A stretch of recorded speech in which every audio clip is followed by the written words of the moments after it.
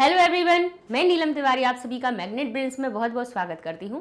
Magnet brains एक ऐसा channel है जहाँ पर आपको किंडरगार्टन से लेके 12th क्लास तक के सारे वीडियोस बिल्कुल फ्री अवेलेबल करवाए जाते हैं।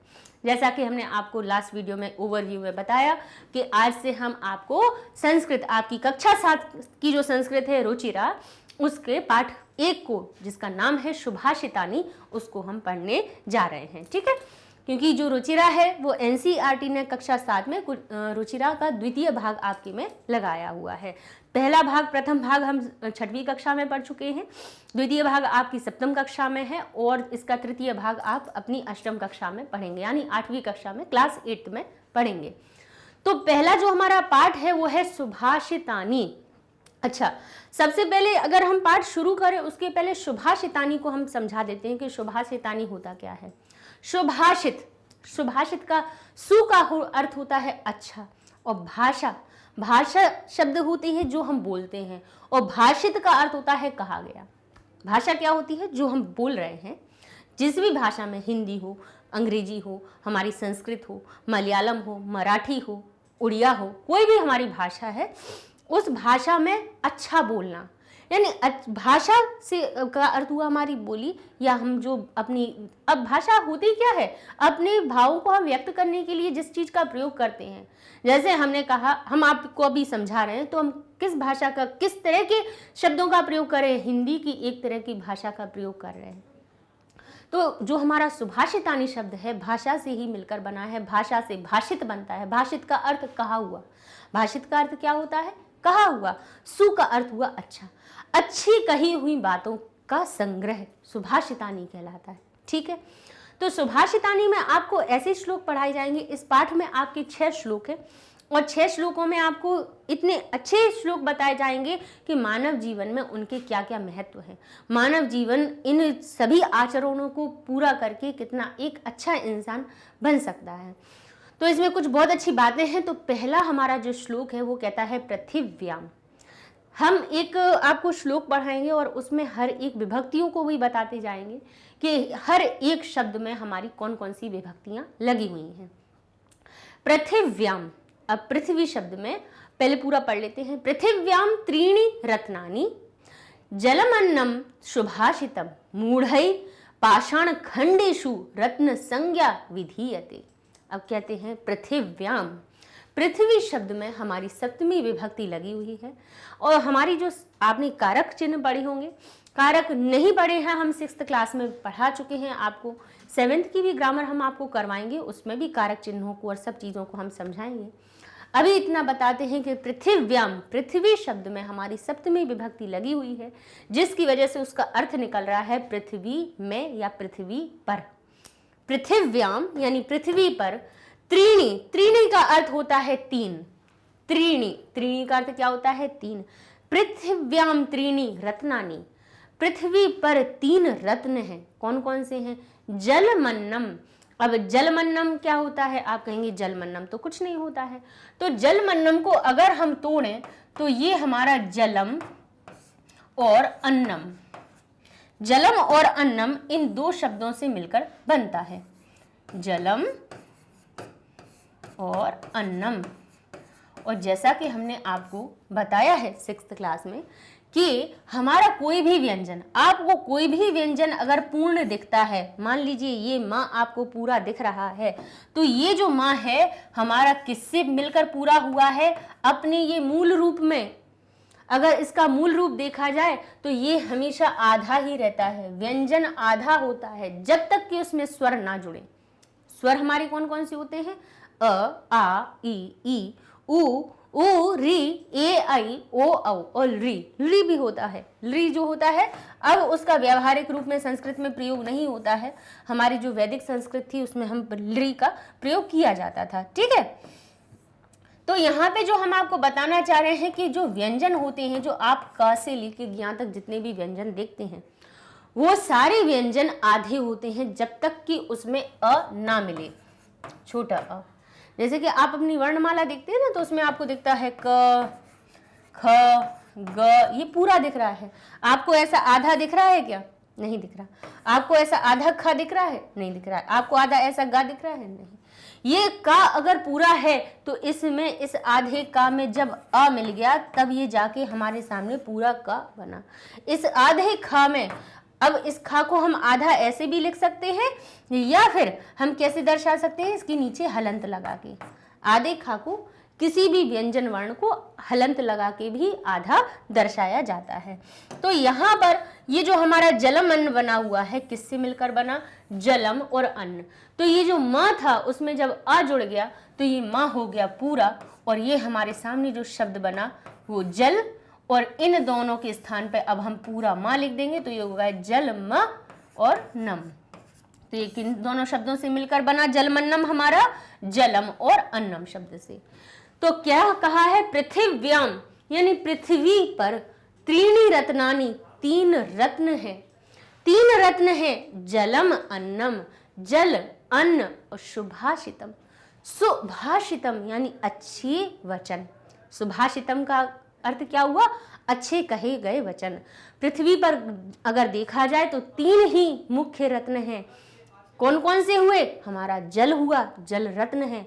बिन पानी सब सून, कहते हैं ना कि बिना पानी के सब कुछ जीवन हमारा है क्या, नहीं है। बिना पानी के संभव है, नहीं है। तो ये सबसे बड़ा रत्न है। अन्न, अन्न जो हमारी उदर पूर्ति करता है, हमारा पेट भरता है, वो दूसरे नंबर का रत्न है। और तीसरे नंबर का जो रत्न होता है वो होता है सुभाषित। अगर ये अच्छी भाषा, अच्छी बोली या अच्छे वचन ना हो तो सारी दुनिया आपस में लड़ते हुए खत्म हो जाए, है ना। तो सुभाषित का अर्थ हुआ अच्छी बातें, अच्छे वचन, मीठे वचन। एक दूसरे से अच्छे से प्रेम से बात करते हैं, हम एक दूसरे से प्रेम से बोलते हैं, तभी अच्छे वचनों के द्वारा हम सब में प्रेम है और हम सभी इकट्ठे रह रहे हैं। अगर सुभाषित अच्छे वचनों को छोड़कर हर कोई दुर्वचन यानी लड़ाई झगड़े की बातें करता रहे तो क्या होगा, क्या ये दुनिया में जो इतना प्रेम शांति दिखाई दे रही है ये होगी क्या, नहीं। हर दिन रात पूरे दिन भर लड़ाई होते होते ही हमारी क्या दुनिया ही समाप्त हो जाएगी। तो कहा है पृथिव्याम, पृथ्वी पर त्रीणि रत्नानि, तीन ही रत्न है, जलमन्नम, जल और अन्नम, जलम अन्नम सुभाषितम। अब इसके विपरीत एक और बात क्या कह रहे हैं, वो कह रहे हैं मूढ़ है। मूढ़ शब्द होता है हमारा, मूढ़ का अर्थ होता है मूर्ख।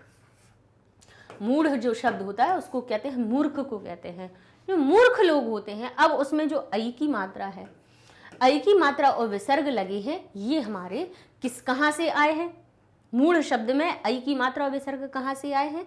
तो यहाँ पे जो हम शब्द रूप पढ़ते हैं ना, शब्द रूप पढ़ते हैं उसमें तृतीया विभक्ति के आप बहुवचन में देखेंगे तो वहाँ पर जो अकारांत शब्द बालक के शब्द रूप होते हैं उसमें तृतीया विभक्ति बहुवचन में मूढ़ ही लगा दिया जाता है, और जो तृतीया विभक्ति होती है वो से या के द्वारा का अर्थ बताती है। तो जिससे कि हमें अर्थ ज्ञान होता है कि मूढ़ के द्वारा यानी मूर्खों के द्वारा, ठीक है। मूढ़ शब्द में तृतीया विभक्ति लगी, तृतीया विभक्ति ने बताया कि मूढ़ में यानी मूर्ख में के द्वारा का अर्थ बनाइए, तो इसका अर्थ हुआ मूर्खों के द्वारा पाषाण खंडेशु, यानी पाषाण, पाषाण का अर्थ होता है पत्थर, पत्थर के टुकड़ों को, पत्थर के टुकड़ों में रत्न संज्ञा विधीयते, जो मूढ़ों के द्वारा तो जो पाषाण पत्थर के जो टुकड़े होते हैं ना, पत्थर के टुकड़े कौन से, हीरे, पन्ना, ये कह दिया ये मोती है, ये हीरा है, ये पन्ना है, ये मूंगा है, ये वाला रत्न है, ये दूसरा रत्न है, उन्हें रत्न बोला जाता है, तो वो मूर्ख कहे जाते हैं। वो रत्न क्या हुए, बोले वो रत्न नहीं है, वो तो सिर्फ हमारे पाषाण खंड की तरह हैं, भले ही वो उनका मूल्य कितना भी हो लेकिन हमारी पृथ्वी पर तो जो मूल रत्न है वो तीन ही हैं, जल, अन्न और सुभाषित। इन तीनों रत्नों के कारण ही हमारी पृथ्वी अच्छी है, हरी भरी है, सुंदर है और सबके साथ में प्रेम है इन्हीं के द्वारा।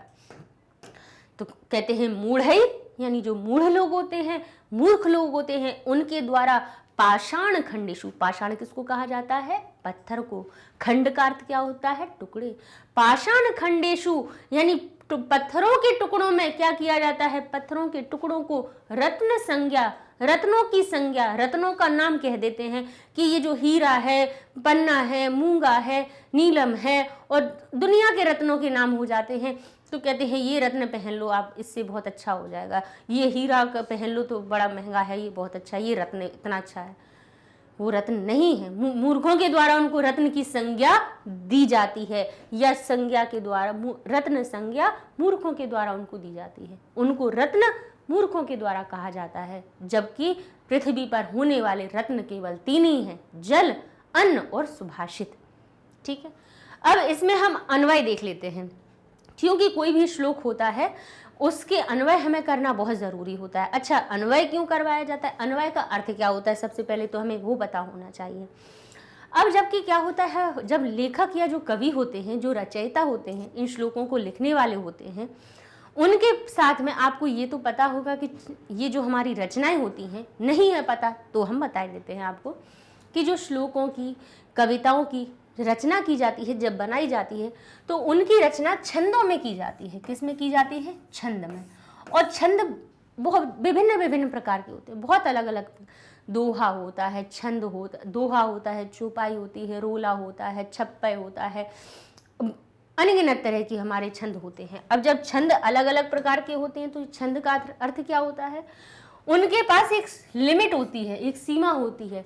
उसमें ये होता है कि जैसे ये पहला हमारी पंक्ति है, पहली लाइन है, इसके आधे भाग में इतनी मात्राएं होनी चाहिए, आधे भाग में इतनी मात्राएं होनी चाहिए, आधे भाग में इतनी होनी चाहिए, आधे में इतनी होनी चाहिए। मतलब एक क्या होता है, एक लिमिट होती है, उसके अलावा हम नहीं जा सकते। जैसे किसी ने कहा कि हम तो चौपाई के रूप में हम अपनी रचना को लिख रहे हैं, कोई कह रहा है हम दोहे के रूप में लिख रहे हैं, जैसे हम पढ़ते ना कबीर के दोहे, तो उन्होंने दोहे नामक जो छंद है उसमें अपनी रचना की। दोहे की जो सीमा होगी उसी में उन्हें लिखना पड़ेगा। अगर दोहे में कह दिया है कि पहली पंक्ति में 11 मात्राएं होनी चाहिए, दूसरे में 13 होनी चाहिए, तो वो उतनी ही होंगी, भले कितनी भी होती हो, लेकिन एक हम उदाहरण आपको बता रहे हैं। ठीक है, तो ऐसा ही यहाँ पे होता है। तो क्या होता है, कई बार चीजें आगे पीछे हो जाती हैं, क्योंकि मात्राओं का उन्हें ध्यान रखना होता है। तो अन्वय में हम क्या करते हैं, उनको एक सही क्रम में लगा देते हैं। जो हम उसका अर्थ बना रहे हैं, जिस क्रम में उसको आना चाहिए, उसी क्रम में उसको सही क्रम में अरेंज करना, बस ये है इसका अर्थ। अन्वय का अर्थ है अरेंज करना, अच्छी तरह से अरेंज कर देना, आगे पीछे कोई शब्द लिखे उनको सही क्रम में लगा देना। तो यहाँ पे कैसे बना कि पृथ्वी पर जल, अन्न, सुभाषित 3 रत्न हैं। अब यहाँ पे क्या किया था कि पृथिव्याम को पहले रख दिया था और जलमन्नम सुभाषितम को बाद में रख दिया था, त्रीणी रत्नानी को पहले ले दिया था कि पृथ्वी पर 3 रत्न हैं, जल, मन और सुभाषित, और उसी को सही क्रम में लिख दिया कि पृथ्वी पर जल, अन्न और सुभाषित 3 रत्न हैं। मूर्खों के द्वारा पाषाण खंडेशु रत्न संज्ञा विधीयते। अच्छा, ये बिल्कुल सही था क्रम, तो उसको हमने सीधा का सीधा लिख दिया कि मूर्खों के द्वारा पाषाण खंडों को रत्न की संज्ञा दी जाती है। तो ये आपका क्या हो गया, इसका अन्वय हो गया। अन्वय का अर्थ समझ गए आप, अन्वय का अर्थ हमें सही क्रम में लगाना। ज्यादा इसमें कोई परिवर्तन था नहीं, बस हमने क्या किया कि जलम और अन्नम। अच्छा, एक और चीज अन्वय में क्या होती है कि जैसे कोई भी शब्द हमारे कैसे संधि वाले हैं, संधि से जुड़े हुए हैं, तो उनको अलग करके लिख देते हैं। ठीक है, जिससे कि उनका सही अर्थ आप लगा पाए। तो आप अर्थ फिर इसके हिसाब से कैसे लगाएंगे, पृथिव्याम यानी पृथ्वी पर, जलम जल, अन्न, सुभाषितम और अच्छे वचन, त्रीणी रत्नानी 3 ही रत्न हैं। मूढ़ई बेवकूफों, मूर्खों के द्वारा पाषाण खंडेशु पत्थरों के टुकड़ों में रत्न समझा जाता है। उनमें रत्न समझा जाता है कि ये जो पत्थर के टुकड़े हैं ये रत्न हैं। ठीक है, अब इसके शब्दार्थ देख लेते हैं। पृथिव्याम यानी पृथ्वी पर क्यों बोल रहे हैं, क्योंकि इसमें सप्तमी विभक्ति लगी हुई है। ठीक है, कारक हमने 6th क्लास में पढ़ा दिए हैं, 7th की भी ग्रामर में हम आपको ये चीजें भी समझाएंगे। ठीक है, विधीयते यानी समझा जाता है, मूढ़ई यानी बेवकूफों के द्वारा या मूर्खों के द्वारा, पाषाण खंडेशु यानी पत्थरों के टुकड़ों में, और मूढ़ई यानी बेवकूफों के या मूर्खों के द्वारा। ये दोनों 2 बार हो चुका है। ठीक है, चलिए अब हम दूसरा देख लेते हैं। ठीक है, तो अब ये क्या समझा दिया, पहले वाले सुभाषितानी में, पहले वाले श्लोक में आपको ये समझाया गया कि हमें उन रत्नों के पीछे नहीं भागना चाहिए, हमें जो हमारे मूल रत्न हैं उनको सुरक्षित रखना चाहिए। कौन कौन से हुए, आपके जल, अन्न और अच्छे वचन। अच्छे वचन तो आपके हाथ में है, अन्न भी हमें कैसा करना चाहिए, अन्न की भी हमें सुरक्षा करनी चाहिए। जो अब आज के युग में जो प्रदूषण के कारण जो कैसा रासायनिक खाद्य वगैरह मिलकर ये सब चीज़ अन्न आ रहा है, तो हमें उन सब चीज़ों से थोड़े से बचाव रखना चाहिए। जल का संरक्षण करना चाहिए। भाई हम हीरे जवाहरात तो संभाल कर रखते हैं और जो असली रत्न हमारा जल है उसको खराब कर रहे हैं, ठीक है। इसीलिए ये आपको श्लोक समझाया गया है। इनकी व्यवहारिकता जरूर समझा कीजिए, क्योंकि ये व्यवहारिकता के लिए ही बताए जाते हैं कि इनको केवल इसीलिए नहीं बता रहे कि इसका अर्थ समझ लीजिए आप और एग्जाम में लिखाइए। इनका अर्थ इसलिए समझिए कि ये आपके जीवन के लिए उपयोगी है, ठीक है। तो इनका हमें भी संरक्षण करना चाहिए। दूसरा है सत्येन धार्यते पृथ्वी सत्येन तपते रवि सत्येन वाति वायुष्य सर्वम सत्ये प्रतिष्ठितम। बहुत अच्छी बात कही है कि सत्येन, अब सत्य में एन लगा हुआ है, तो एन जो हमारा होता है, आपने शब्द रूप पढ़े होंगे तो उसमें बालक बन जाता है, तृतीया विभक्ति लगने पर बालकेन। राम में लग जाता है तो रामेण कहते हैं, पुस्तक में लग जाता है तो पुस्तकेन कहते हैं हम उसको, फल में लग जाता है फलेन कहते हैं। अच्छा, अर्थ क्या निकलता है उसका? तृतीया विभक्ति का एन और इण जहाँ लग जाता है उनका अर्थ निकल आता है के द्वारा या से। तो हम बालक में जब इन लगाएंगे तो बन जाएगा बालकेन, जिसका अर्थ निकलेगा बालक के द्वारा या बालक से। राम में लगा देंगे तो कहेंगे रामेण, यानी राम के द्वारा या राम से। पुस्तक के द्वारा पढ़ता है तो पुस्तकेन, ठीक है। कहते हैं अपना फल के द्वारा पेट भरता है तो फलेन। तो इन शब्द लगने से उसमें के द्वारा का अर्थ निकल आता है या से या के द्वारा। से कौन सा? सहायता वाला। जो से बनेगा तृतीया विभक्ति का एक चिन्ह होता है जिसको कहते हैं से, जो हम हिंदी में कहते हैं ना, उसने पुस्तक से पाठ पढ़ा। किससे पढ़ा? पुस्तक से। तो से क्या, पुस्तक कौन बन गई? उसकी सहायक बन गई। तो से और के द्वारा क्या होते हैं? तृतीया विभक्ति के चिन्ह होते हैं। तो जिसमें तृतीया विभक्ति लगेगी उनका अर्थ हम निकालेंगे कि उसमें या तो से का अर्थ निकल रहा है या के द्वारा का अर्थ निकल रहा है। तो अब सत्य में एन लग गया, तो अब बताइए सत्य का अर्थ क्या निकलेगा? सत्य से या सत्य के द्वारा। सत्येन, सत्य के द्वारा, धार्यते, धारण है पृथ्वी। सत्य से ही पृथ्वी कैसी है? धारण की जाती है, सत्य के द्वारा ही। सत्येन तपते रवि, और सत्य के द्वारा ही सूर्य जो है वो भी चमक रहा है। सत्येन वाति वायुष्य, और सत्य के द्वारा ही वायु वाति यानी बहती है। सर्वम सत्ये प्रतिष्ठितम, और सारा संसार सत्य पर ही स्थित है। प्रतिष्ठित यानी स्थित है, सर्वम यानी सब कुछ। अब इसका देखिए कितना अच्छा अर्थ निकल रहा है कि सत्य का पालन हमें करना चाहिए। सत्य एक मतलब इतना अच्छा गुण है हमारे मनुष्य जीवन में, जिसका पालन करने से एक कोई भी व्यक्ति हो वो एक उत्तम चरित्र वाला बन जाता है। क्योंकि कहा है कि सत्य के द्वारा ही ये पृथ्वी है। एक ब्रह्मांड का एक ये सत्य ही तो है। जो आप देखिए, क्या किसी चीज पर रखी हुई है क्या पृथ्वी? नहीं रखी ना। कहाँ से उसके अंदर गुरुत्वाकर्षण का बल आया, कहाँ से उसमें कौन सा बल लग रहा है, जो वो वायु में बीच में इतनी भार होते हुए भी पृथ्वी हमारी घूम रही है। कहाँ से रवि के अंदर ताप आ रहा है, कहाँ से, रवि किसको कहते हैं? सूर्य को कहते हैं। सूर्य में गर्मी कहाँ से आ रही है, कहाँ से ये वायु हमारी चल रही है। सब चीज़ें हमारे एक सत्य यानी ईश्वर के रूपी सत्य पर ही आधारित है ना। तो ये जो सत्य बताया गया है ये ईश्वर की ही एक आपके को बताई गई है कि ये सारी चीज़ें जो हैं वो सब हमारे ईश्वर से ही जुड़ी हुई हैं, सत्य से ही जुड़ी हुई हैं। सत्य के द्वारा ही हमारे सामने ये चीज़ें दिखाई दे रही हैं। तो कहते हैं सत्येन, सत्य के द्वारा ही धार्यते, धारण की जाती है। धार्यते यानी धारण की जाती है पृथ्वी। सत्य के द्वारा ही तपते रवि ही, जो सूर्य है वो चमकता है। सत्येन वाति, और सत्य के द्वारा ही वाति यानी बहती है। वायुश्च, और वायुश्च शब्द किससे मिलकर बना है? वायु और च।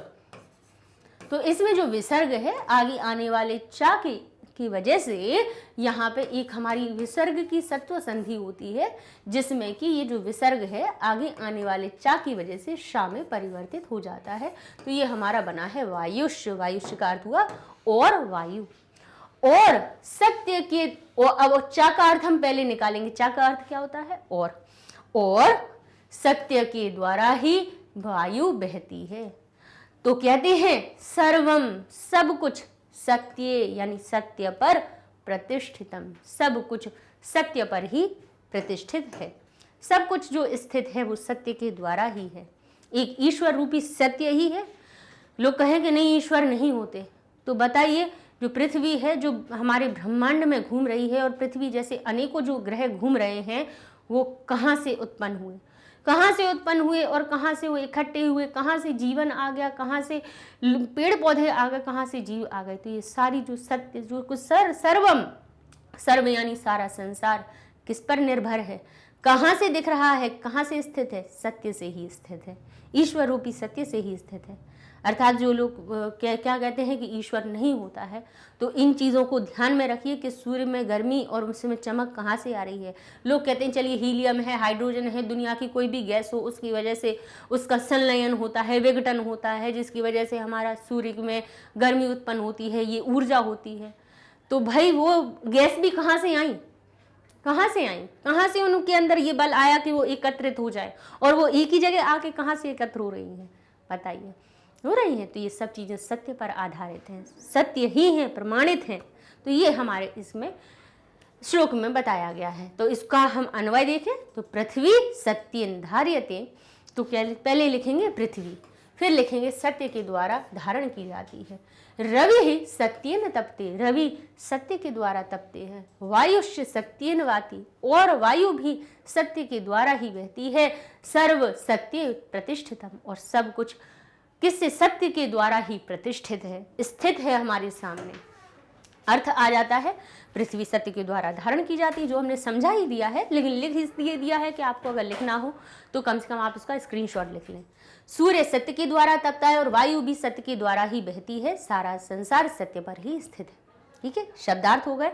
सत्यन वही बात हो गई, सत्यन सत्य के द्वारा। रवि का अर्थ होता है सूर्य, वायु हवा हो जाती है, धारित धारण की जाती है, वाति यानी बहती है।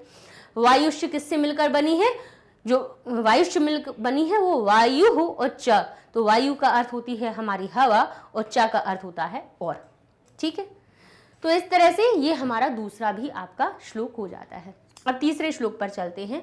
लिखा है दाने तपसी शौर्ये च विज्ञाने विनये नये विस्मयो नाही कर्तव्यो बहुरत्ना वसुंधरा।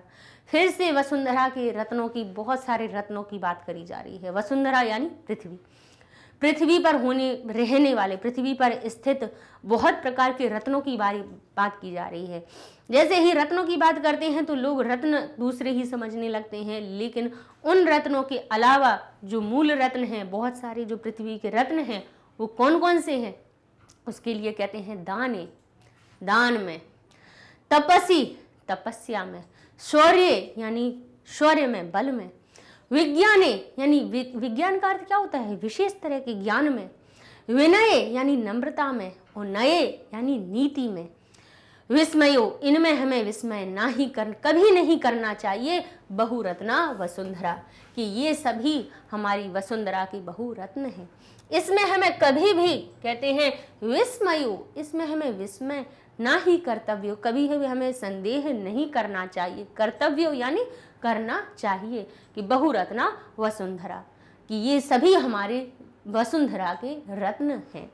ठीक है, कि क्या कह रहे हैं कि ये हमारी पृथ्वी अनेक रत्नों से भरी हुई है। कौन से रत्नों से, कहते हैं दाने, दान में, तपसी तपस्या में, कहते हैं शौर्य बल में, विज्ञाने बल ऐसा ना हो कि जो दूसरों को हानि पहुंचाए, शौर्य और बल आपका ऐसा हो जो दूसरों की रक्षा करे, वो आपका रत्न है। आपके साथ, आपके पास बल है, आप बलशाली हैं, तो आप बलशाली कैसे होना चाहिए, जो दूसरों के लिए सहायक करने वाले हों। दान कैसा होना चाहिए, जो हमारे जो निर्धन हैं या जो ज़रूरतमंद हैं, जो लोग हैं, उनका उपयोगी हो, उनके लिए उपयोगी हो। तप ऐसा हो जो दूसरों के काम में आए। विज्ञाने, और विज्ञान, विनय तपे, और नम्रता आपकी साथ में, आपके पास नम्रता हो, आपके पास अच्छी नीति हो, नए यानी नीतियां हो आपके पास इस प्रकार की, जिससे कि आप अच्छा आचरण कर सकें। और विज्ञाने, ये सारे जो धन हैं वो इनमें हमें नहीं, ना ही कहते हैं नहीं, ना बिल्कुल निश्चय ही ऐसा नहीं कर्तव्यो, नहीं करना चाहिए। विस्मयः, विस्मय यानी संदेह, ऐसा हमें संदेह नहीं करना चाहिए। ना ही कर्तव्यो, ना ही कर्तव्यो विस्मयः, नहीं करना चाहिए कर्तव्य, बिल्कुल कर्तव्य का अर्थ होता है करना चाहिए, नहीं करना चाहिए। विस्मय यानी संदेह कि बहुरत्ना वसुंधरा, कि हमारी पृथ्वी पर रत्न बहुत सारे हैं, वो नहीं है ऐसा संदेह नहीं करना चाहिए। हमारी वसुंधरा, हमारी पृथ्वी पर बहुत सारे रत्न हैं। कौन कौन सी हो गए जो हमने आपको ऊपर बता दिए, ठीक है। अन्वय क्या हुआ? दाने तपसी स्वरे विज्ञाने विनये नये चा विस्मयः न कर्तव्यः। इनमें दान में, तप में, शौर्य में, विज्ञान में, विनय में, विनम्रता में, नीति में और नीति में विस्मय नहीं करना चाहिए कि बहुत रत्न वसुंधरा, के हमारी पृथ्वी पर बहुत सारे रत्न हैं। ये सारी चीजें हमारे पास रत्न के रूप में हैं। अर्थ क्या हुआ? वही जो हमने आपको समझा दिया। दान में, तप में, बल में, विशेष ज्ञान में, नम्रता में और नीति में आश्चर्य नहीं करना चाहिए क्योंकि निश्चय ही पृथ्वी अनेक रत्नों से लदी हुई है या अनेक रत्नों का भंडार है। शब्दार्थ जो हमने आपको बता दिए, तपस यानी तप में, नय यानी नीति में, कर्तव्य करना चाहिए वसुंधरा पृथ्वी, विनय नम्रता में, विस्मयो यानी आश्चर्य, ही यानी निश्चय ही नहीं करना चाहिए हमें विस्मय, यानी ऐसा हमें संदेह ही नहीं करना चाहिए। और न का अर्थ होता है नहीं, ठीक है। अब इसी के साथ अब हम चलते हैं अपने चतुर्थ श्लोक पर, जिसमें कि पहले हम इसका उच्चारण करेंगे। सद्भिरेव सहासीत सद्भि कुर्वीत संगतिम सद्भिर्विवादम मैत्री चा ना सद्भि किंचिदा चरित। तो देखिए यहाँ पे ये जो सद भी लिखा हुआ है इसको हम कैसे पढ़ेंगे? पहले स पढ़ेंगे, फिर आधे दा को उच्चारण करेंगे और ये जो भ है उस पे ये जो छोटी ई की मात्रा दिखाई दे रही है वो किसकी है? दा की नहीं है, इसलिए उसको सदी नहीं पढ़िएगा, आप उसको क्या पढ़ेंगे? भा को छोटी की मात्रा के साथ में बोलेंगे। तो क्या पढ़ेंगे इसको? सद्भिरेव सहासीत सद्भिः कुर्वीत संगतिम। सद्भिर, अब र कहां से आया? सद्भि के बाद ये जो र, पहले हमने इसको बोला सद्भिर विवादम मैत्री चा ना सद्भि किंचिदा चरित, ठीक है। अब इसका हम आपको अर्थ बताते हैं, ठीक है। अर्थ देखिए कहां से चल रहा है, पहले इस शब्द को समझा देते हैं। सद्भिरेव ये कहां से मिलकर बना है? तो हमने आपको देखिए शब्द रूप का हर वीडियो के साथ में हम जरूर आपको बताएंगे। अपना जैसे अभी पाठ की शुरुआत है, धीरे धीरे हमें सारे पाठ करने हैं और हर पाठ में हम कहीं ना कहीं आपको बताएंगे कि इसमें हमारी तृतीया विभक्ति लगी है। अच्छा, विभक्तियों का क्यों बताएंगे? क्योंकि विभक्तियों से ही हमें क्या हर एक शब्द का अर्थ सही पता चल जाता है, ठीक है। तो आपको अभी से, आज से ही करना क्या है, हमने देखिए 6th class, 8th class, 9th class, 10th class, ये 4 क्लासेस हो चुकी हैं। चारों क्लासों में ग्रामर करवाई है। आप किसी भी क्लास की ग्रामर के 2 शब्द रूपों को याद कर लीजिए ध्यान से, क्योंकि जो चीजें हम पढ़ाएंगे वो आपको तभी समझ में आएंगी जब आप इन दोनों शब्द रूपों को याद कर लेंगे। तो कौन से करने हैं आपको? एक तो करना है अकारांत वाला और एक करना है आकारांत, ठीक है। तो अकारांत में आपको जो अ से अंत होने वाले शब्द होंगे, जैसे बालक, देखिए तो क जो हमारा है वो किससे अंत हो रहा है? क पूरा दिख रहा है, आधा नहीं दिख रहा है, अर्थात कोई पूरा वर्ण है, मतलब वो आ से पूरा हुआ है, तभी वो हमारे सामने पूरा दिख रहा है। इसके अंदर छोटा अ छुपा हुआ है, इसीलिए इस का को अगर हम तोड़ के देखें, वर्ण का इसका विच्छेद करके देखें तो ये आ से मिलकर बना हुआ है। तो इसका अंतिम वर्ण क्या हुआ? अ। बालक जो शब्द है, बालक का ये जो क है, अगर इसको तोड़ के लिखा जाए तो क में आ मिला हुआ है। तो इस बालक शब्द का अंत किससे हो रहा है? छोटे आ से हो रहा है, इसीलिए इसको कहते हैं अकारांत, यानी अ से अंत होने वाला। यहीं पे देखें तो आकारांत यानी बालिका। अब बालिका देखिए, बालिका जो शब्द है, अब इस बड़े का को अगर तोड़ेंगे आप तो देखेंगे कि क और आ से मिलकर ये बना हुआ है, ठीक है। तो यहाँ ये किससे अंत हुआ बताइए? ये बड़े आ से अंत हुआ, तो इसलिए इसको कहेंगे आकारांत। तो आपको ये 2 शब्द रूप याद करने हैं। कौन सा करना है? अकारांत और आकारांत। ये कैसे है? मूल है हमारे, मेन है। अगर इन दोनों को याद कर लिया तो हमें बहुत सारे शब्द रूप के हमें तरीका पता चल जाता है और बहुत सारा ज्ञान पता हो जाता है कि कौन सी विभक्ति, अच्छा सभी में हमने जो शब्द रूप करवाए हैं उनमें हमने उनका अर्थ भी समझाया है, साथ साथ में विभक्ति चिन्हों को भी समझाया है कि इनका अर्थ निकलता क्या है। ठीक है, तो जैसे अभी हम आपको सदभिरेव जो शब्द बता रहे थे, इसलिए ये हमने आपको इतनी चीज बताई शब्द रूपों के बारे में कि ये हमारा लिखा हुआ है सद। सद का मतलब होता है अच्छाई, और सद में जुड़ा हुआ है भी ही। क्या जुड़ा हुआ है? भी ही। भी ही शब्द का अपना कोई अर्थ नहीं होता है, लेकिन जब ये भी ही किसी भी शब्द में जुड़ जाए, अब ये प्रत्यय है, एक तरह से ये क्या है? हमारा प्रत्यय है। ये प्रत्यय जब जुड़ता है, वैसे इसको सुबंत प्रत्यय कहा जाता है। अब सुबंत और दिगंत हम अभी डिटेल में नहीं जाएंगे, सिर्फ अभी हमने इतना बता दिया कि शब्द रूपों में आपने शब्द रूप की टेबल तो देखी होगी ना एक बार, जिसमें हम पढ़ते हैं बालकः, बालकौ, बालकाः, फिर द्वितीय विभक्ति में पढ़ते हैं उसको बालकम, बालकौ, बालकान, फिर पढ़ते हैं बालक, बालकेन, बालकाभ्याम, बालकैः, बालकाय, बालकाभ्याम, बालकेभ्यः, बालकात्, बालकाभ्याम, बालकेभ्य, बालकस्य, बालकयो, बालकानाम, और बालके, बालका, बालकयो और बालकेषु। इस प्रकार से आप देखिए, संबोधन को छोड़ दीजिए क्योंकि संबोधन हमारा पूरा प्रथमा विभक्ति जैसा बनता है। तो आप देखिए प्रथमा से लेकर सप्तमी तक कितने रूप बनते हैं? 21 बनते हैं।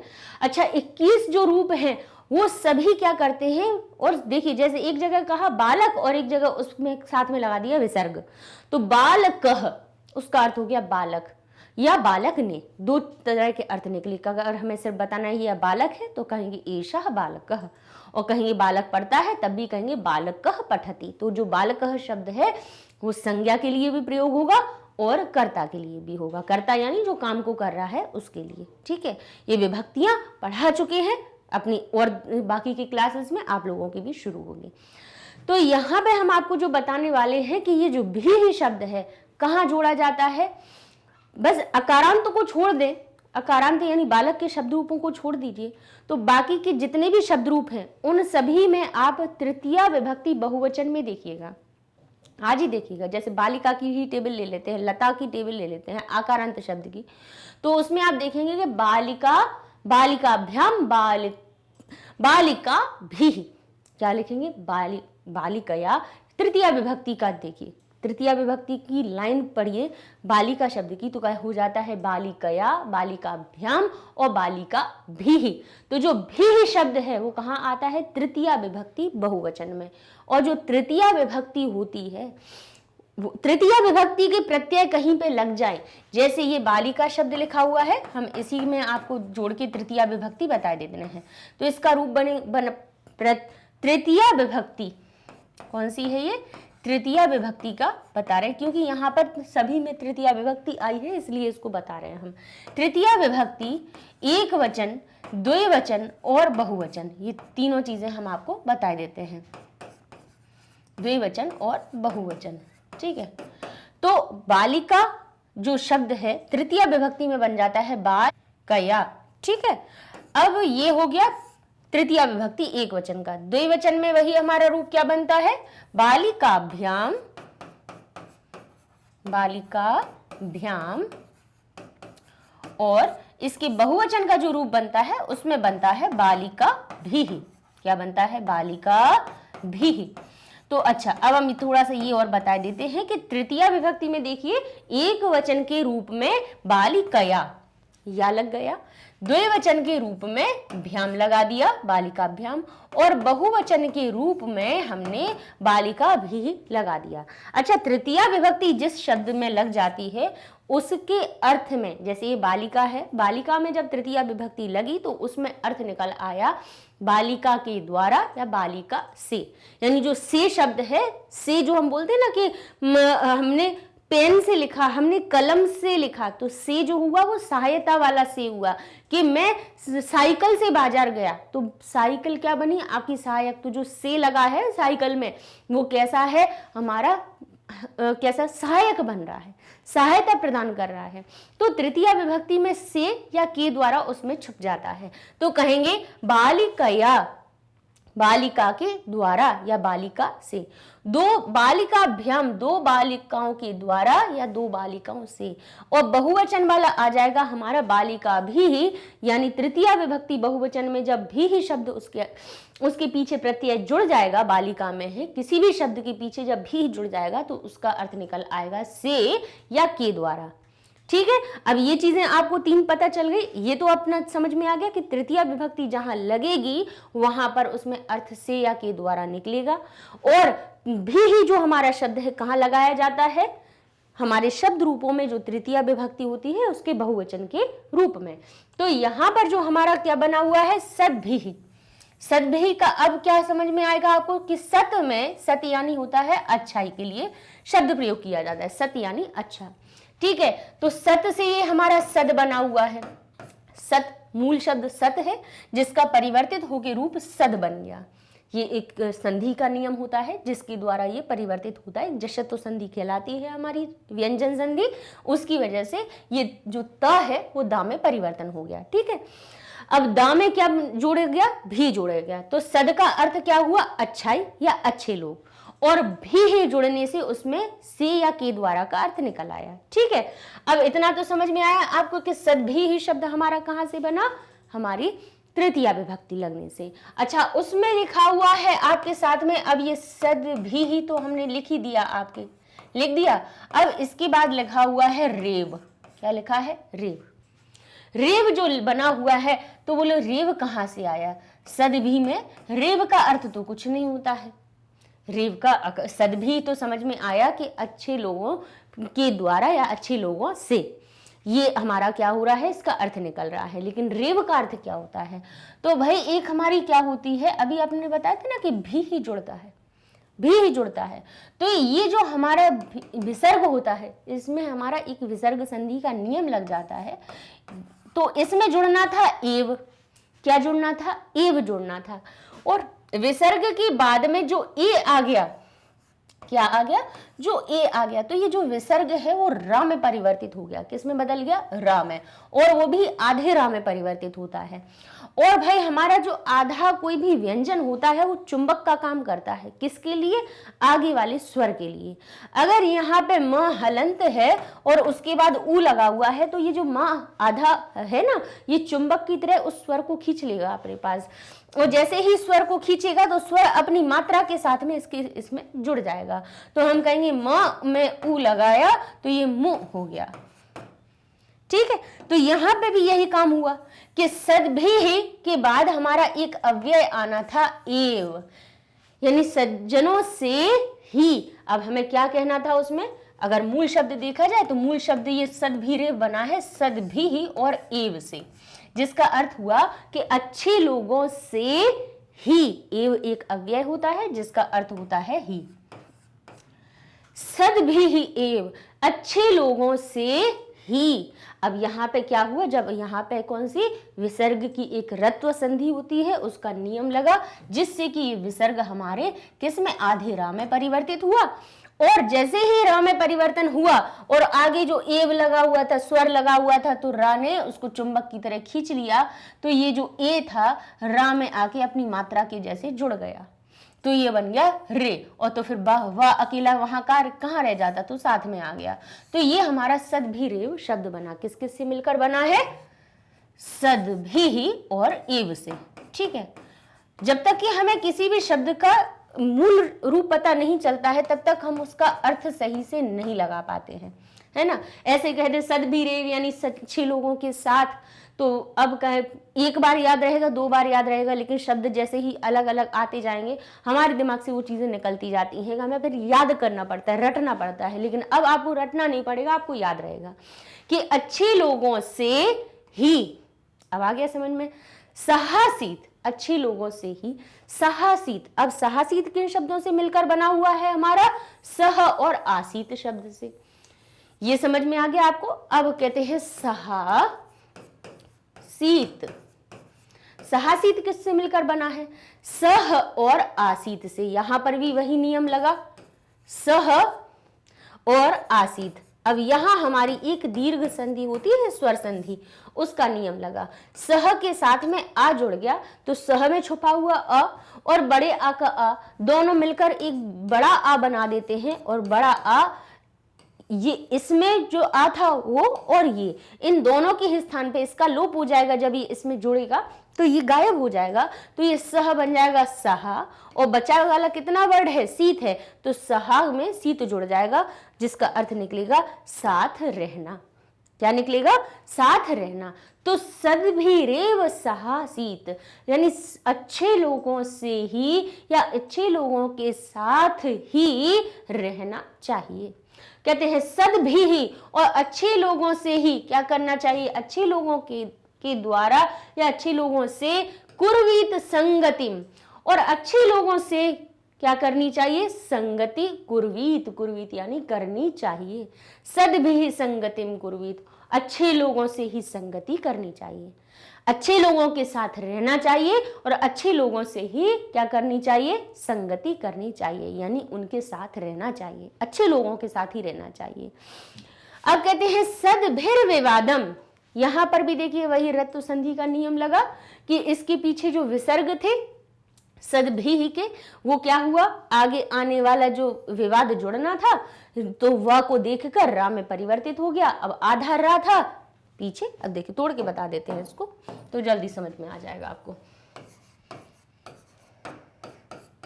सद्भि और ये बन गया हमारा विवादम। ठीक है, अब यहां पर देखिए ये जो विसर्ग है ये आगे आने वाले यार अलावा एक यहाँ पे भी एक विसर्ग संधि का रत्व संधि होती है, उसी का नियम यहाँ पर लगा हुआ है। तो विसर्ग हमारा किस में बदला, विसर्ग हमारा र में बदला। तो यहाँ पर हमने जब इसको परिवर्तित किया तो ये बना सद्भि और आधा र, और ये हो गया विवादम। अब ये आधा जो र है, अगर इसके पीछे स्वर होता तो ये अपने आप को उसके अंदर जोड़ लेता है ना, और खींच लेता। लेकिन भाई रा के बाद है, विसर्ग के बाद जो रा बना है उसके बाद कोई स्वर नहीं है, व्यंजन ही है, तब फिर ये रा मतलब कुछ ना कुछ तो करता है। जब बीच में नहीं मिला तो अब क्या करेगा वो, तो आधा रा कभी बीच में नहीं ऐसे लिखा जाएगा, वो क्या करेगा, आगे वाले व्यंजन के ऊपर जाके बैठ जाता है। तो ये बना सद्भिर विवादम। तो ये र कहाँ से है, विसर्ग से है, इसलिए इसमें हमें ध्यान नहीं देना है। तो सिर्फ ये हमारा कहाँ से आया है, जो हमारा शब्द रूप में भी ही लगता है वहां से आया है। तो क्या बना हमारा सद्भिर विवादम, और कहा अच्छे लोगों के साथ वाद विवाद करना चाहिए। विवाद का मतलब वो नहीं कि लड़ाई झगड़े की बात नहीं कर रहे हैं, विवाद का मतलब है वार्तालाप करना, बातचीत करना, उनसे तर्क करना। तर्क का मतलब क्या होता है, दो चीजों का देखिए अलग अलग अर्थ लगा लेते हैं लोग। तर्क करना, विवाद करने का अर्थ होता है कि लड़ाई करना, बहस करना। ये बहस करने की बात नहीं है, यहाँ पे जो वाद विवाद है यानी किसी विषय के ऊपर हम उसके बारे में किसी से जानकारी लें। हम किसी से अगर कोई भी आपका विषय है उसके बारे में आप पूछ रहे हैं, तो एक सज्जन व्यक्ति से, एक अच्छे व्यक्ति से ही आप जब पूछते हैं तो उसका आपको उत्तर भी सही मिलता है और अच्छा मिलता है। तो कहेंगे सद्भि विवादम, सद्भिर विवादम मैत्री च, अच्छे लोगों से ही विवाद करना चाहिए और मैत्री भी करनी चाहिए और उन्हीं से मित्रता करनी चाहिए। और अब आगे कह रहे हैं वो कि ना सद्भि, और जो सज्जन नहीं है, न सद्भि किंचिद आचरित। किंचिद आचरित किससे मिलकर बना है, ना सद्भि देख लीजिए किससे मिलकर बना, न और ना सद्भि जो बना है वो असद्भि शब्द से मिलकर बना हुआ है। कहते हैं न यानी नहीं करना चाहिए, असद्भि जो अच्छे नहीं है, सत यानी सही अच्छा और असत यानी जो बुरा है। तो कहते हैं न नहीं कीजिए असद्भि। अब यहाँ पे न में छुपा हुआ अ और अ ये दोनों जब आपस में मिले तो दीर्घ संधि का नियम लगा। तो न और न में छुपा हुआ अ दोनों दो आ मिलकर एक बड़ा आ बना लेते हैं, तो न बन जाएगा ना और इसका हो जाएगा लोप, क्योंकि ये इसमें आकर जुड़ चुका है। तो बन गया ना सद्भि। ठीक है, अब यहाँ पे देखिए तो इसका अर्थ क्या निकला, नहीं असद्भि यानी नहीं बुरे लोगों की, बुरे लोगों से नहीं किंचिद आचरित, किंचिद आचरित यानी कुछ भी आचरण नहीं करना चाहिए, ना असद भी किंचिदाचरित। किंचिद आचरित किससे मिल, किंचिदाचरित जो बना हुआ है किससे मिलकर बना है, किंचिद चरित।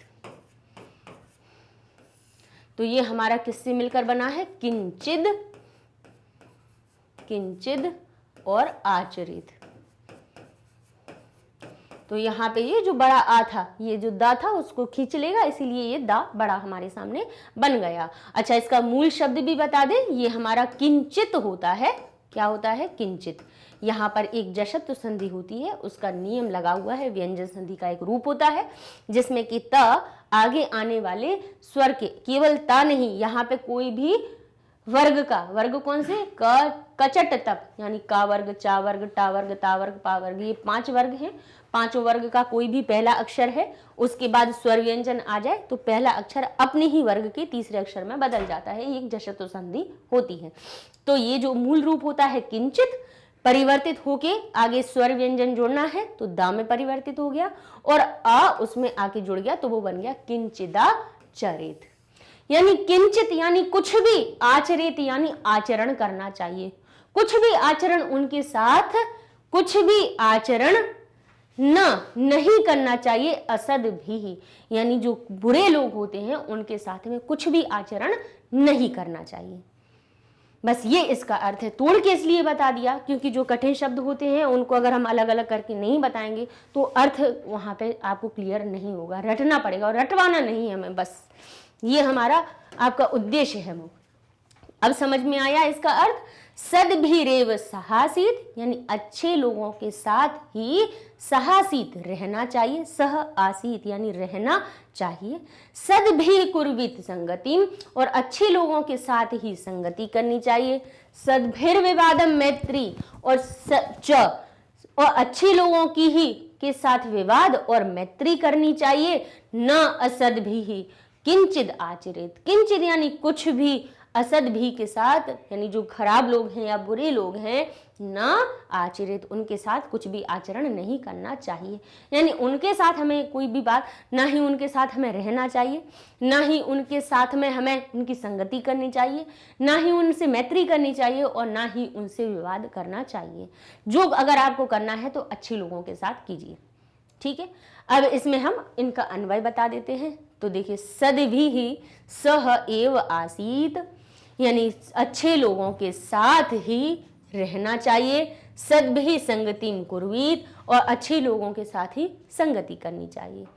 सद्भिः स विवादम मैत्री च और अच्छे लोगों के साथ विवाद और मैत्री करनी चाहिए। असद्भिः सह यानी जो बुरे लोग हैं, किंचित ना आचरित कुछ भी आचरण उनके साथ नहीं करना चाहिए। यानी उनके साथ क्या कौन कौन से आचरण नहीं करना चाहिए, जो ऊपर बताए हैं। उनके साथ रहना नहीं चाहिए, उनकी संगति नहीं करनी चाहिए, उनके साथ विवाद नहीं करना चाहिए। यानी बातचीत का अर्थ ये नहीं, यानी अगर आप किसी बात को पूछना चाह रहे हैं तो किसी अच्छे लोगों से पूछिए, उनसे पूछे। अब जब उनसे पूछेंगे तो आपको जो उत्तर है वो भी अच्छा मिलेगा, सही मिलेगा। और मैत्री, ये सब आचरण असद भी के साथ नहीं करना चाहिए। ये इस हमारे चौथे श्लोक का अर्थ हुआ, ठीक है। यही हमने आपको इधर अर्थ लिख दिया है, इसी के ही हमारे क्या होगा, शब्दार्थ हो गए। सद्भिरेव, सद्भि और एव से मिलकर बना है। सद्भि का अर्थ हुआ सज्जनों के साथ, एव का अर्थ हुआ ही, ठीक है। सहासीत, सह और आसीत से मिलकर बना है, जिसका सह का अर्थ होता है साथ में, आसीत का अर्थ होता है रहना या बैठना। यानी उनके साथ ना ही रहना चाहिए ना बैठना चाहिए। हम उठेंगे बैठेंगे ऐसे लोगों के साथ में, अच्छे लोगों के साथ में बैठेंगे अच्छे गुण आएंगे, बुरे लोगों के साथ में बैठेंगे तो बुरे गुण आएंगे, है ना। क्योंकि जो विपरीत जो प्रकृति के लोग होते हैं वो विपरीत ही सिखाते हैं। संगति में कुछ नहीं तो बैठे रहेंगे, खुद को बुरी लत है तो कहेंगे अरे थोड़ा सा खा के देख लो। बच्चों को हमने देखा है, जो छोटे छोटे बच्चे होते हैं उनको जो कहें कुछ भी, पान मसाला हुआ, गुटखा हुआ, स्मोकिंग हुई, जो भी चीज़ें हैं, ये सारी लतें ऐसी ही संगतियों से मिलती है। कुछ नहीं है, कहेंगे अरे कुछ नहीं होता है, अरे करके देखो, लेकिन कितनी हानिकारक चीज़ें हैं। तो कैसे हुई? हमारी संगति से ही हमारे पास वो चीज़ें आती हैं, है ना। तो असद भी यानी बुरे लोगों के साथ ना किंचित आचरित, बिल्कुल भी कुछ भी आचरण नहीं करना चाहिए, ना उनके साथ मैत्री कीजिए, ना ही उनके साथ रहना चाहिए, ना ही उनकी संगति करनी चाहिए। संगतिम यानी दोस्ती में, सद्भिर विवादम सज्जनों के साथ वाद विवाद, मैत्री यानी मित्रता और दोस्ती, किंचित यानी कुछ भी, आचरित यानी आचरण करना चाहिए। ठीक है, अब तो समझ में आ गया इस सुभाषित का अर्थ क्या निकला, आपको क्यों बताया गया। यहाँ पे आपको संगति के बारे में बताया गया है कि हमें बुरे लोगों से संगति नहीं करनी चाहिए। अगर संगति करनी है, दोस्ती करनी है, तो अच्छे लोगों के साथ कीजिए। अब यहाँ पे अब इसको पढ़ लेते हैं। लिखा है धन धान्य प्रयोगेषु विद्याया संग्रहेषु च, बहुत अच्छी बात है। आहारे व्यवहारे च त्यक्त लज्जः सुखी भवेत्, सुखी भवेत्। अब कैसे व्यक्ति सुखी रहते हैं, सुखी होते हैं, सुखी होना, कैसे लोग सुखी होते हैं, जो कह रहे हैं उसमें कह रहे हैं कि धन धान्य, धन और धान्य का प्रयोगेषु, प्रयोग में, हमारे पास धन हो, हमारे पास धान्य हो, धान्य यानी हमारे पास जो अन्न होता है, खाद्य योग्य वस्तुएं होती हैं। धन धान्य का अर्थ वही होता है, धन यानी पैसा होता है हमारे पास, धान्य का अर्थ होता है खाने योग्य वस्तुओं का भंडार आपके पास। तो धन धान्य प्रयोगेषु, धन धान्य के प्रयोग में, और विद्याया संग्रहेषु, विद्या को इकट्ठा करने में, और का अर्थ हम यहां से लगाएंगे। धन धान्य प्रयोगेषु, धन धान्य के प्रयोग में। अब यहाँ पर भी एक सप्तमी विभक्ति आई है, जिसके बारे में हम आपको बता देते हैं। हर एक बुद्धि के जो श्लोक है उनमें विभक्तियां भी अलग अलग आई हैं, इसमें हमारी सप्तमी विभक्ति आई है। विभक्ति अभी हमने आपको बताई क्या होती है, जो विभक्ति लगती है उसका चिन्ह उसके साथ में जुड़ जाता है। तो यहाँ पर सप्तमी विभक्ति का बहुवचन का रूप लगा हुआ है। यहाँ पर धन धान्य प्रयोग, प्रयोग शब्द में हमारा क्या लगा हुआ है, सप्तमी विभक्ति का बहुवचन का रूप लगा हुआ है। जैसे राम बन जाता है रामेषु, बालक बन जाता है बालकेषु। और सप्तमी विभक्ति जिसमें लगती है, सप्तमी विभक्ति, सप्तमी विभक्ति कहाँ होती है, याद आ रहा है? कुछ नहीं आ रहा है तो बता देते हैं आपको। जो हमारे शब्द रूप होते हैं, शब्द रूप की एक टेबल तो देखी होगी, नहीं देखिए तो अभी बुक खोलिए, पीछे तो दी ही होगी निश्चित आपकी, तो पीछे देखिए, उसमें प्रथमा द्वितीय तृतीय चतुर्थी कोई भी शब्द रूप होगा ना, तो उसकी एक सब शुरुआत में लाइन दी होगी जिसमें लिखा होगा प्रथमा द्वितीय तृतीय चतुर्थी पंचमी सप्तमी। तो ऐसे नंबर दिए होंगे, फिर 3-3 एक वचन द्विवचन बहुवचन ऐसे रूप बने होंगे। तो उसमें सप्तमी विभक्ति, सप्तमी विभक्ति भी 3 तरह के लोगों में लगाई जाती है, एक वचन में भी लगाई जाती है, द्वि में भी लगाई जाती है, और बहुवचन में भी लगाई जाती है। तो ये जो शु लगा हुआ है ये बहुवचन का रूप है। जैसे राम हमारा ले लेते हैं शब्द का रूप, तो राम बन जाएगा सप्तमी विभक्ति एक वचन में रामे, रामयो और रामेषु। ठीक है, बालक बन जाएगा हमारा बालके, बालकयो, बालकेषु। ठीक है, अब ये जो सप्तमी विभक्ति जिसमें लगी होगी, सप्तमी विभक्ति से जुड़ने से उस शब्द में मैं या पर का अर्थ लगाएंगे आप।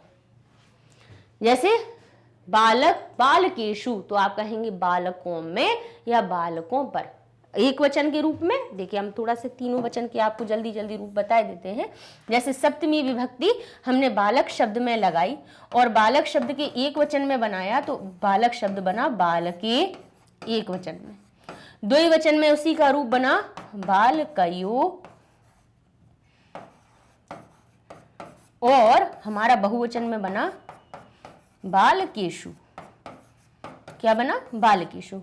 तो यहां पर सप्तमी विभक्ति जहां लगती है उसमें हम उस मूल शब्द में मैं या पर हम जोड़ देते हैं। तो अब इसका एक वचन के लिए क्या निकलेगा, एक बालक है तो हम क्या कहेंगे, एक बालक में या एक बालक पर। बालकयो जहां आपको दिखेगा उसका आप अर्थ निकालेंगे कि 2 बालकों में या 2 बालकों पर। जहां आपको बालकेषु यानी बहुवचन का रूप लगा हुआ शु दिखेगा, वहां आप उसका अर्थ निकालेंगे कि बालकों में या बालकों पर। बहुत सारे लोगों की बात हो गई। ठीक है, तो यहां पर सप्तमी विभक्ति का अर्थ बता दिया कि में और पर का अर्थ निकलता है। तो यहां कहा है धन धान्य प्रयोगेषु, धन धान्य के प्रयोग में, विद्यायाः यानी विद्या के, विद्या शब्द में षष्ठी विभक्ति लगी हुई है।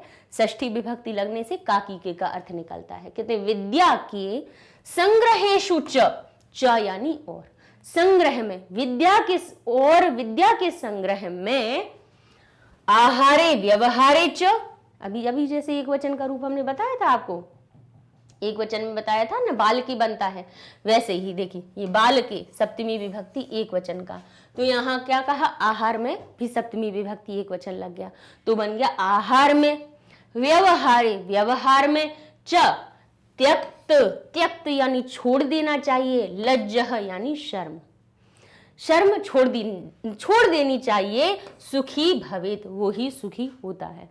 तो किन किन चीज़ों में, कैसी कैसी चीज़ों में हमें लज्जा छोड़ देनी चाहिए, यानी कहते हैं ना कि शर्म तो करनी चाहिए, लेकिन कहाँ कहाँ पे हमें शर्म छोड़ देनी चाहिए, उसका कह रहे हैं। कहते धन धान्य के प्रयोग में, कई लोगों का होता है धन खूब इकट्ठा कर लिया, धान्य उनके यहाँ पे काफ़ी है, खूब भंडार भरे हुए हैं, खूब धान्य उनके यहाँ पे, लेकिन उसको जो उसका उपयोग करने में कंजूसी कर रखी है, यानी खुद भी भाई दूसरों को देना तो बहुत दूर की बात है, कई लोग तो खुद की इकट्ठे किए हुए धन और धान्य का खुद के लिए ही प्रयोग नहीं करते हैं, फिर अंत में क्या होता है भाई, वो सब वहीं का वहीं इकट्ठा रह जाता है और हम लोग चले जाते हैं, है ना। तो ऐसा भी नहीं होना चाहिए। तो कह रहे हैं धन धान्य के प्रयोग में, आपके पास धन है तो उसका उचित प्रयोग कीजिए, उसके प्रयोग में और विद्या के संग्रह में, और जितनी विद्या मिले उसको संग्रह करने में, उसको बटोरने में, आहारे व्यवहारे चा, आहार भोजन करने में और व्यवहार करने में, किसी से अच्छा व्यवहार करने में, यहां पर आपको लज्जा यानी आपको अपनी शर्म को त्यक्त यानी छोड़ देना चाहिए, तो वही व्यक्ति सुखी होता है। ठीक है, यानी चाहे आप अपने धन धान्य का प्रयोग कर रहे हो, विद्या का संग्रह कर रहे हो, किसी आहार करने में यानी भोजन करने में, और व्यवहार करने में, किसी के साथ अच्छा आचरण करने में, यहाँ पे लज्जा नहीं दिखानी चाहिए। ये ना, हमें लज्जा नहीं करनी चाहिए, अरे पढ़ना है हमें, अब किसी से आपको कुछ पूछना है, आपको विद्या का संग्रह करना, मतलब कहीं से आपको कोई चीज़ पूछनी है, किसी से किसी भी बात के बारे में, तो उसमें आप शर्म मत कीजिए कि हम कैसे पूछें। भाई आप जब तक आप शर्म नहीं छोड़ोगे और अपनी बात अपने शिक्षक से, अपने मित्र से, अपने पिता से, अपने माता से आप नहीं पूछेंगे, तो तब तक उस विद्या से आप विहीन बने रहेंगे। तो यहाँ हमें शर्म छोड़ देनी चाहिए। धन धान्य के प्रयोग में, आपके पास धान्य है तो उसका स्वयं भी प्रयोग कीजिए, और हो सके तो दूसरों की भी सहायता कीजिए। तो खुद में प्रयोग में और दूसरों की सहायता के लिए भी हमें लज्जा छोड़ देनी चाहिए, शर्म नहीं करनी चाहिए कि कैसे हम किसी को कोई वस्तु दे दें। अरे आपके पास है, आप दे रहे हैं, तो उसमें किस बात की शर्म, आपके पास है आप अपने लिए प्रयोग कर रहे हैं, उसमें किस बात की शर्म, तो हमें वो छोड़ देनी चाहिए। इस समय पर धन धान्य के प्रयोग में हमें लज्जा छोड़ देनी चाहिए, विद्या के संग्रह में हमें लज्जा छोड़ देनी चाहिए, आहार भोजन करते समय भी हमें लज्जा छोड़ देनी चाहिए, नहीं तो भूखे ही रह जाओगे। अरे कहीं गए हैं खाना खाने के लिए ही किसी ने तो निमंत्रित किया, हाँ अति नहीं करो, अति सर्वत्र वर्ज्यते, यानी अति हर जगह वर्जित होती है। तो ये नहीं है कि बेचारे जिसने बुलाया खाना खाने के लिए उसका सब खत्म ही करके आ जाओ, ऐसा नहीं करना चाहिए। लेकिन आहार खाने में जितना आप भोजन करना है, किसी ने आपको निमंत्रित किया, आपको बुलाया है, तो वहाँ पे भी हमें लज्जा नहीं करनी चाहिए, नहीं तो भूखे ही चले आए, है ना। तो यहाँ हमें लज्जा छोड़ देनी चाहिए। व्यवहार करने में, लेकिन ये मत कीजिएगा कि किसी ने बेचारे ने निमंत्रण पे बुलाया हो और उसके पास थोड़ा लिमिटेड बना हो और आप लेकिन उसका अकेले ही सब खत्म करके आ जाए। नहीं कहेंगे कि मैम ने कहा था कि बिल्कुल शर्म नहीं करना। तो एक हिसाब से अपना, मतलब जितना आप भोजन कर सकते हैं, आपकी भूख जितनी है आप उतना खाइए, ठीक है। अच्छा, व्यवहार करने में किसी के साथ आप अच्छी बात कर रहे हैं, कोई किसी से मित्रता करना चाहते हैं, अच्छे लोगों से बातचीत करना चाहते हैं, तो यहाँ भी हमें शर्म छोड़ देनी चाहिए, क्योंकि भाई अच्छों से आप संगति कर रहे हैं, बात कर रहे हैं, तो ऐसे व्यवहार करने में हमारे बड़े हैं, आप उनका सम्मान कर रहे हैं, आपके यहाँ पे कोई अतिथि आता है आप उसका सम्मान करते हैं, तो ये एक व्यवहार हुआ। यहाँ व्यवहार करने में भी हमें लज्जा छोड़ देनी चाहिए, नहीं तो कहेंगे कि नहीं तो कोई आए आपके घर, आपने ना उनको अतिथि के रूप में आपने उनको बिठाया, ना ही कुछ किया, और सीधा कह दिया नहीं है पापा जाओ आप, तो ये व्यवहार करने में भी हमें लज्जा छोड़ दी, नहीं तो शर्म के मारे बैठे हैं, देख ही नहीं रहे, बेचारा वो बजाया जा रहा है गेट के, भाई खोलो कोई, अब हम तो लज्जा के मारे जा ही नहीं रहे, शर्म के सामने उसके सामने ही नहीं जा रहे। तो व्यवहार करने में भी हमें लज्जा को छोड़ देना चाहिए, वही सुखी होता है, सुखी भवेत, वही सुखी होता है। तो ये हमारा इस श्लोक का अर्थ था। धन धान्य प्रयोगेषु विद्याया संग्रहेषु च आहारे व्यवहारे च त्यक्त यानी छोड़ देना चाहिए, लज्जा शर्म छोड़ देनी चाहिए, सुखी भवेत, वही सुखी होता है। अन्वय इसका ये बनेगा कि धन धान प्रयोग में, विद्या के संग्रहेषु च आहारे व्यवहारे च त्यक्त लज्जा सुखी भवेत, ये अन्वय हो जाएगा। अर्थ जो हमने बता दिया वही है कि धन और धान्य के प्रयोग में, विद्या के बटोरने में, भोजन करने में और व्यवहार करने में लज्जा को छोड़ने वाला सुखी हो जाता है। शब्दार्थ ये है ही, धन धान्य धन ये अपने आपको बता ही दिए हैं, ठीक है। तो इस तरह से ये हमारा पंचम श्लोक भी पूरा होता है। अब आते हैं हम छठवें श्लोक पर। अच्छा, पहले हम सोच रहे थे कि इसको आपको पार्ट में बना दें, कि 3 श्लोक एक वीडियो में बना दें, 3 एक में बना दें, लेकिन फिर क्या होता है कि रिदम टूट जाता है हमारा, है ना। आप लोगों का भी रिदम टूट जाता है कि एक पार्ट देखा, दूसरा देखा या नहीं देखा, एक बार में पूरे अनुवाद एक साथ में करवा देते, थोड़ा भले ही समय लग जाए कोई बात नहीं। लिखा है क्षमा वशी कृतिर लोके क्षमया किम न साध्यते शांति खड्गम शांति खड्गः करे यस्य किम करष्यति दुर्जनः।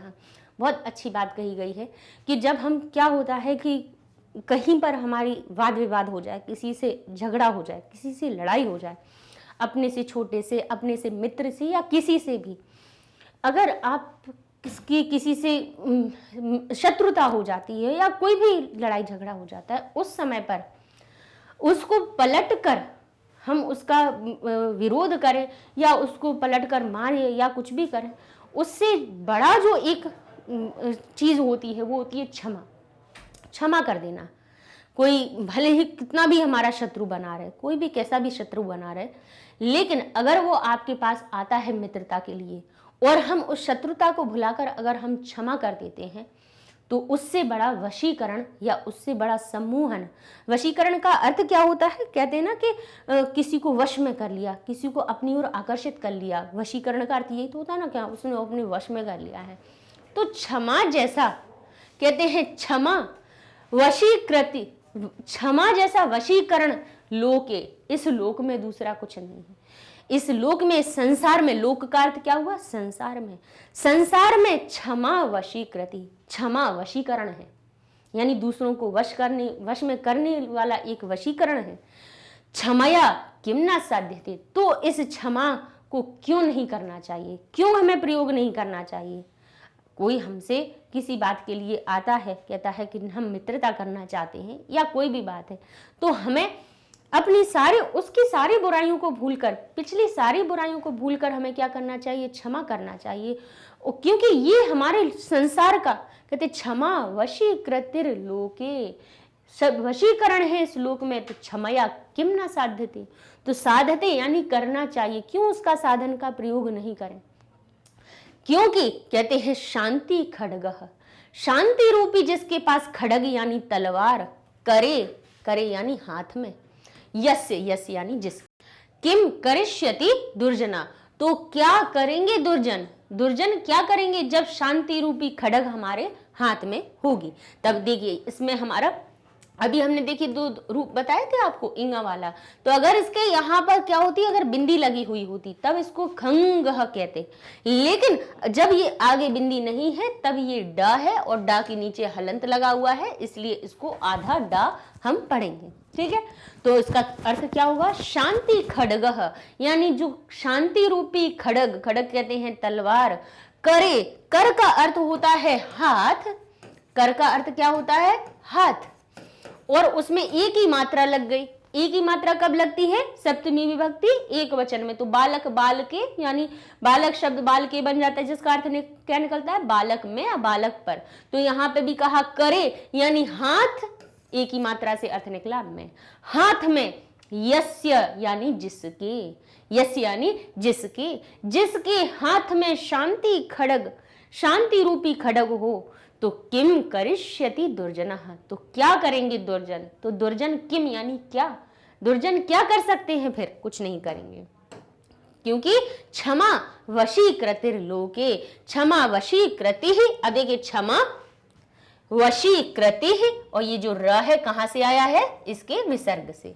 ठीक है, विसर्ग के बाद या रा लावा या किसी भी वर्ग का तीसरा, चौथा, पांचवा अक्षर हो तो हमारा जो विसर्ग है रा में परिवर्तित हो जाता है। अगर इसको आपको पूरा इस जो हम नियम बता रहे हैं उस रत्व संधि के नियम को पढ़ना है तो आप अपने चैनल पे कहीं पे भी आप रत्व संधि डालेंगे तो हमने कई जगह वीडियो इसके बनाए हैं, 8th में भी बनाए हैं, 9th 10th में भी बनाए हैं। तो रत्व संधि का आपको पता चल जाएगा कि ये र हमारा कहाँ कहाँ पे जाके विसर्ग परिवर्तित हो जाता है। तो कहा क्षमा वशीकृति ही लोके, क्षमा वशीकरण है इस लोके। लोक में भी देखिए एक ही मात्रा यानी सप्तमी विभक्ति लगी है, लोक में। संसार में का अर्थ यहाँ पे एक ही मात्रा से निकल आया। इस संसार में क्षमा वशीकरण है। क्षमया, तो क्षमया यानी क्षमा से किम न साध्यते, तो क्षमा के द्वारा क्या साधित नहीं किया जा सकता है, क्या नहीं प्राप्त किया जा सकता है। शांति खड्गः करे यस्य, जिसके हाथ में शांति रूपी खड्ग होती है, तलवार होती है, किम करिष्यति दुर्जनः, तो दुर्जन उसका क्या कर सकते हैं या क्या करेंगे। तो ये हमारा इसका अर्थ हुआ क्या कि हमें हमेशा देखिए ये नहीं है कि कोई बिल्कुल आपको विनाश करने के लिए आ जाए तब भी आप चुपचाप ही बैठे रहें, लेकिन यहाँ पर एक क्षमा और एक शांति का आपको पाठ पढ़ाया जा रहा है कि संभवतः हमें हमेशा ऐसा प्रयास करना चाहिए कि किसी भी हमारे काम से किसी को हानि ना पहुँचे। हमेशा ऐसा ही हमें हमेशा काम करना चाहिए, क्योंकि शांति रूपी एक ऐसा खड्ग है जिसके होने से दुर्जन भी हमारा कुछ नहीं कर सकता है ना। आप क्षमा करेंगे, सामने वाले का हृदय अपने आप परिवर्तित होगा और वो आपसे मित्रता करेगा, और कहीं ना कहीं उसके मन में भी आएगा कि देखो मेरे गलत करने पर भी इसने मुझे क्षमा किया तो ये महान इंसान है, तो वो आपसे सम्मोहित हो जाएगा, आपके वश में हो जाएगा। ठीक है, तो ये इसका हमारा छठवां जो श्लोक है उसका ये अर्थ हुआ। अन्वय क्या होगा? लोके, इस संसार में क्षमा वशीकृति ही, क्षमा वशीकरण होता है। क्षमया किम न साध्यते, अब क्षमा शब्द में जैसे हमने कहा ना तृतीया विभक्ति बालिका शब्द जो होता है, बालिका शब्द में जब तृतीया विभक्ति लगती है तो उसमें क्या होता है? बड़े आ की मात्रा हो जाती गायब, वो या जुड़ जाता है जिसका अर्थ निकलता है बालिका के द्वारा या बालिका से, बालिका के द्वारा या बालिका से। ठीक है, या तो बालिका के द्वारा अर्थ निकलेगा या बालिका से निकलेगा। तो कह रहे हैं क्षमया किम ना साध्यते, यानी क्षमा के द्वारा या क्षमा से क्या नहीं साधित किया जा सकता है, क्या प्राप्त नहीं किया जा सकता है। क्योंकि जिसके हाथ में यस्य करे शांति खड्गः, जिसके हाथ में शांति की तलवार होती है, किम करिष्यति दुर्जना, उसका दुर्जन भी कुछ नहीं कर सकते हैं। तो दुर्जन क्या करेगा? ठीक है, तो ये इसका अर्थ हो गया जो हमने आपको समझा ही दिया। ये इसके शब्दार्थ हो गए। क्षमा वशीकृति, क्षमा वशीकरण, सम्मोहन विद्या के समान, लोके यानी संसार में का अर्थ क्यों निकल रहा है? क्योंकि ये एक ही मात्रा लगी हुई है। लोक यानी संसार होता है और एक ही मात्रा लगने से सप्तमी विभक्ति लगी, इसलिए उसमें अर्थ में निकला। क्षमया, क्षमा में जैसे बालिकाया होता है ना, बालिका, और ऐसे ही क्षमा शब्द भी कैसा होता है? आकारांत होता है।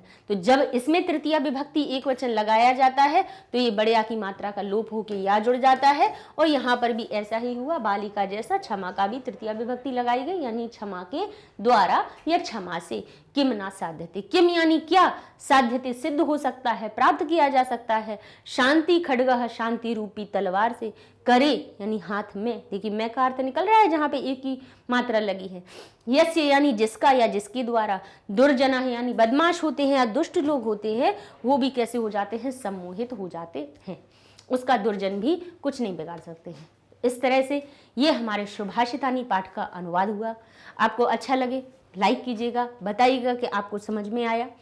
अच्छा, अपनी वेबसाइट के बारे में भी बता देते हैं कि आपको ये सारे वीडियोस यूट्यूब पे मिल ही जाएंगे, साथ साथ में वेबसाइट पे भी आसानी से मिल जाएंगे। करना क्या है? गूगल टैब पे जाइए, लिखिए magnetbrains.com, इंटर करते हैं, आपका वेबसाइट पेज ओपन हो जाएगा। आप यहाँ पे क्लासेस देखेंगे। आपने मान लीजिए आप क्लास 7th पे गए, क्लास 7th को क्लिक किया तो आपके सामने क्लास 7th के सारे सब्जेक्ट की लिस्ट आ जाएगी। अभी संस्कृत का ऐड हो जाएगा क्योंकि पहला ही पार्ट बना है, पहला वीडियो ही बना है। धीरे धीरे यहाँ पर जैसे ये सारे सब्जेक्ट्स के बने हुए हैं छोटे छोटे से बॉक्सेस, ऐसे संस्कृत भी आपका ऐड हो जाएगा। उसमें आप जैसे ही वॉच नाउ पे क्लिक करेंगे जैसे ही आपके सामने संस्कृत का 7th क्लास का पेज ओपन हो जाएगा और यहाँ पे आपको एक लिस्ट दिखेगी जिसमें चैप्टर वाइज वीडियोस आपके बनते जाएंगे। मान लीजिए चैप्टर 1 में आपका फर्स्ट वीडियो या सेकंड वीडियो है, आप क्लिक करेंगे आपके सामने चैप्टर का वही वीडियो ओपन हो जाएगा। ठीक है, तो इस तरह से आप आसानी से भाई किसी भी चीज़ को सर्च कर सकते हैं और आसानी से वहाँ पर पहुँच सकते हैं। तो पढ़ते रहिए मैग्नेट ब्रेन्स के साथ में और साथ साथ में हमारे चैनल को लाइक कीजिए, शेयर कीजिए, सब्सक्राइब कीजिए। मिलते हैं नेक्स्ट वीडियो में। अब हम अपने अभ्यास कार्यों को शुरू करेंगे, तब तक के लिए धन्यवाद।